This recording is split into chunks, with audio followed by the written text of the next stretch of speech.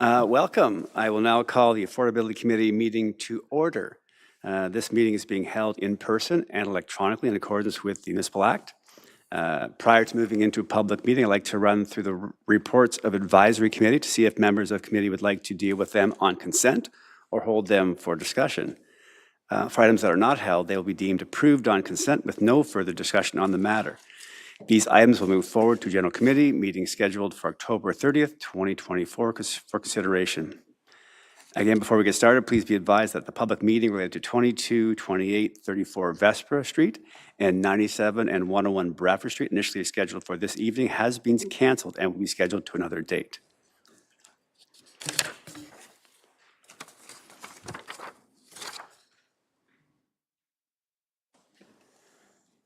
So, reports of advisory.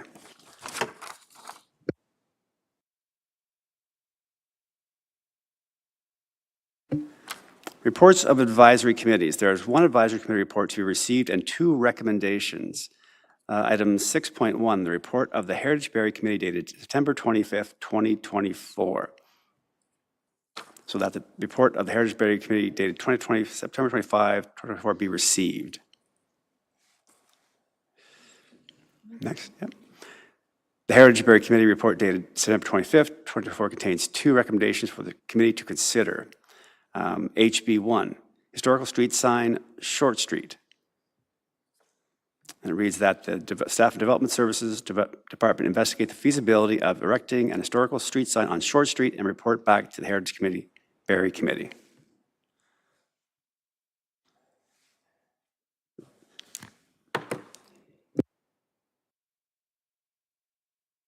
So that's approved. So HB2, poppies on street signs to commemorate veterans. So that's staff in Operations Department investigate the placement of poppy street signs on following streets and report back to Heritage Barrie Committee, Maley Drive, Coleman Drive, Higgin Court, and Ruffett Court Drive. So, and that's approved.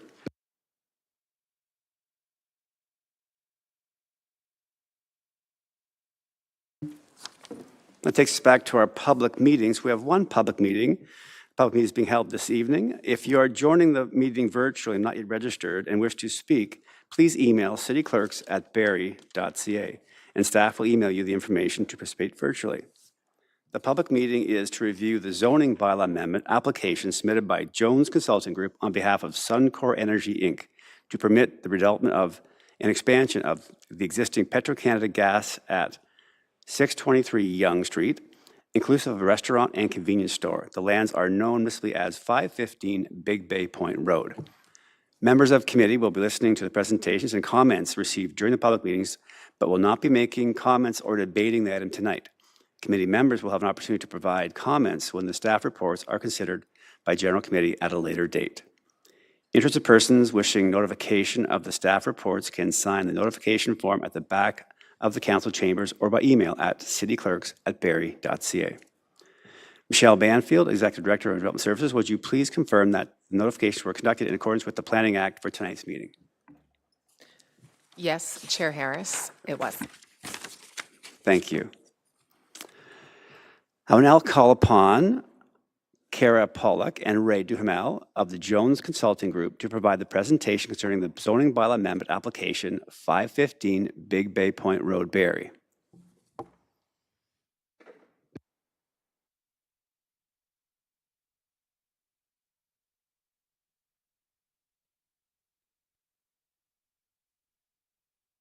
Just hang on. Yeah, we haven't got your mic yet, sorry.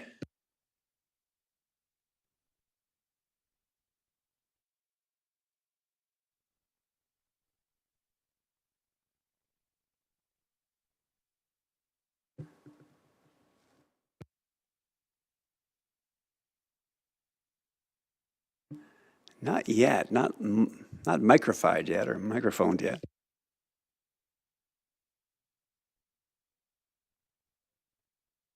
Check. There we go. Okay. Hi, Mr. Chair, committee members, staff, and public. My name is Kara Pollock, and I'm a planner with the Jones Consulting Group. I am here on behalf of Suncor Energy Inc.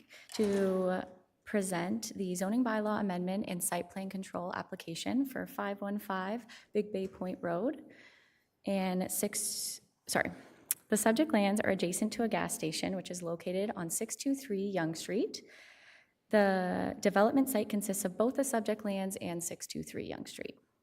An application for zoning bylaw amendment was submitted for 515 Big Bay Point Road.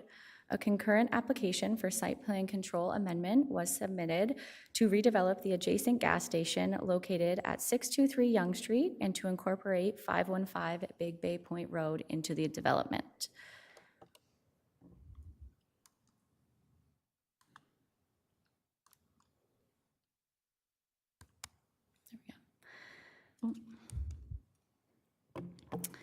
The subject lands are outlined in blue on the screen and are 982 square meters in area and have 21 meters of frontage on Big Bay Point Road.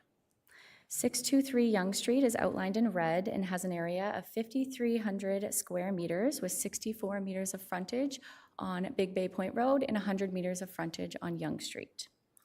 The subject lands are located on the south side of Big Bay Point Road, east of the intersection of Yonge Street and Big Bay Point Road. In terms of surrounding uses, to the north, there are various commercial uses such as a thrift store, bank, restaurant, takeout restaurants, and single detached dwellings on Big Bay Point Road. To the east, there are single detached dwellings located on Big Bay Point Road and Montgomery Drive, as well as a townhouse development that is under construction. There are also various commercial uses, including a pharmacy, restaurant, and a bank. To the south, there are commercial uses, including a shopping plaza and takeout restaurant. To the west is the adjacent lands municipally known as 623 Yonge Street, which consists of a gas station, convenience store, and car wash. There are additional commercial uses further west, including a grocery store, bank, and the LCBO. As seen in the pictures on the screen, there are various commercial uses surrounding the subject lands, as well as single detached dwellings located on Big Bay Point Road. The subject lands are currently vacant from any structures, and it contains some trees. 623 Yonge Street consists of a gas station, car wash, and convenience store. The site and subject lands are currently accessed by an entrance on Big Bay Point Road. The redevelopment of the site will shift the access to the west, which is on the subject lands. The access from Yonge Street will remain, and the subject lands will be conjoined with 623 Yonge Street. The subject lands are proposed to be developed as a fueling station and electric vehicle parking area, which will be utilized for the redevelopment of the commercial site of 623 Yonge Street. No building is proposed to be on the subject lands, and the gas tanks will be relocated to be partially on the subject lands. The overall site will contain a one-story commercial building containing a convenience store, restaurant, drive-through, car wash, and gas station. The proposed redevelopment will enhance the intersection because of the substantial improvements proposed, including a public patio.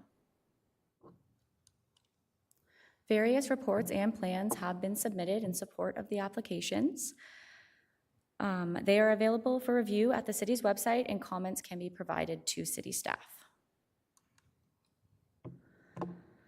The proposed applications are consistent with the provincial planning statement and Lake Simcoe protection plan. The lands utilize existing and planned infrastructure. The proposal is a redevelopment of an existing commercial site, which allows for long-term redevelopment. Key natural heritage and key hydrologic features are being protected, and enhanced stormwater management and low-impact development practices are proposed. 515 Big Bay Point Road is designated medium density in the City of Barrie official plan, and the proposed use is permitted in this designation. 515 Big Bay Point Road is currently zoned as residential single detached dwelling first density in the current City of Barrie zoning bylaw. We are proposing to rezone the lands as general commercial to permit the proposed use. 515 Big Bay Point Road is zone mid-rise 1 in the draft City of Barrie zoning bylaw. Since we submitted the applications in June 2024, the city has released their third draft of the zoning bylaw. We will need a site-specific exemption to the mid-rise 1 zone to permit a single-story commercial building, depending on the final version of the proposed zoning bylaw. That is all for the presentation. If you have any questions, I'm happy to answer. Great. Thank you, Ms. Pollock. I will now call upon Tyler Butler, planner from the Development Services Department, to provide an update on the status of the applications. Good evening, Chair Harris and members of the Affordability Committee. In addition to the presentation by Kara and Ray from the Jones Consulting Group, a memorandum was provided to the committee to describe the application. I'll provide an update regarding the status of the applications and the primary land use matters that were considered by staff. The zoning bylaw amendment application proposes to amend the current zoning on the property from residential single detached dwelling first density to general commercial in accordance with the City of Barrie's comprehensive zoning bylaw. The purpose of the amendment is to facilitate the redevelopment of the existing service station. A neighborhood meeting was held virtually on the Zoom platform on January 30th, 2024. There were 3 attendees, including Ward 9 Councillor Sergio Morales, the applicant, and the planning staff. The following comments and concerns were provided at the meeting. So questions related to the timing of construction and completion of the project. Pedestrian safety was identified as a key concern, specifically pedestrian safety at the intersection of Yonge Street and Big Bay Point Road. And as it relates to the access and egress of movements of vehicular traffic using the service station, and comments regarding the inclusion of electric vehicle charging stations. The application has been reviewed by planning staff in the city's technical review departments. The primary land use matters that staff considered were compliance with provincial planning policy, the zoning bylaw and official plan, site servicing, grading, stormwater management as it relates to conformity with city standards, and an understanding of the functionality of the site as proposed, including but not limited to landscaping, amenities, pedestrian connectivity and safety, vehicular circulation, and compatibility and consistency of the proposed developments with the existing approvals and anticipated development in the area. So all comments received during the technical review process, as well as comments provided at the public meeting, will be included and have been addressed in the planning staff report targeted to be brought forward on October 30th for general committee's consideration. Should council approve the proposed zoning bylaw amendment, a subsequent site plan control application would be required to be approved prior to development occurring on the lands. Of course, all the submission materials and key dates associated with the application is available for viewing online on the city's development projects webpage under Ward 9. Alternatively, you can contact me directly. Thank you. Great. Thank you, Mr. Butler. I believe there's no one pre-registered to speak. If there are members of the public who wish to provide comments, please approach the podium and begin by stating your first and last name and address for the record. And I don't see anyone, and I don't believe out now, but nobody virtually. Okay. Well, I will now invite Councillor Morales as the ward councillor. Your opportunity to ask questions of the day. Thank you, Chair Harris. Thank you, Ms. Pollock, for the presentation. It's kind of an interesting application. This might be, assuming that the proposed zoning for draft 3 for this one stays consistent, this might be the first down zoning application. So it's kind of an interesting experience of an application. Again, we talked about the charging EV infrastructure, and this is a site plan and operation matter, but I'll at least give you a former question. Do you expect at this point that adequate underground electrical infrastructure for level 3 fast charging is expected to be installed upon redevelopment of the site, Ms. Pollock?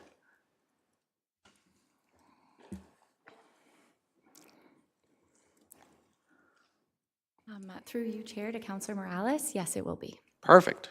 Just even having the option there is better for everybody. And then the only other comment I have is from a safety perspective and a bit of functionality, functionality that's going down a rabbit hole, but safety, at least I want to put it out there.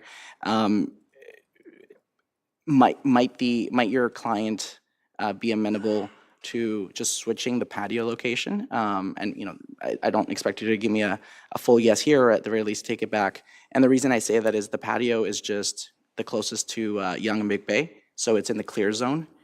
Clear zone being when cars go off the rails, right? I'm sure there'll be bollards and things of that nature, but to me, but I know that's drive-throughs are very complicated how they get designed, but to me, on the surface, if the building just got put closer to the corner and then the patio got put there's no nice place to have a patio here, and I don't say that in a derogatory way, but you're either facing the parking or you're facing the road noise. So both from a safety perspective and noise, if people are chatting, I wonder if there's flexibility there.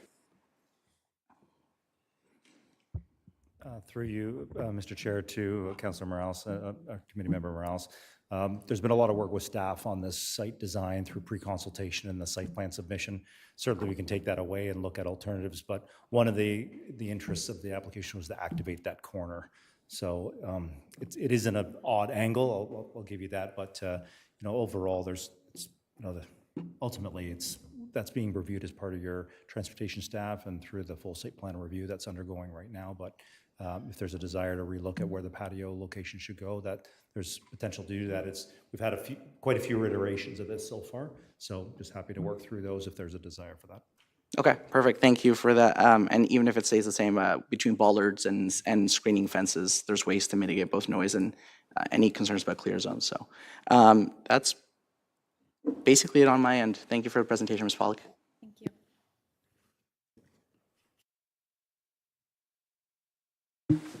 Thank you, Councilor Morales. For members of committee, do you have any comments or questions of clarification? Okay, seeing none.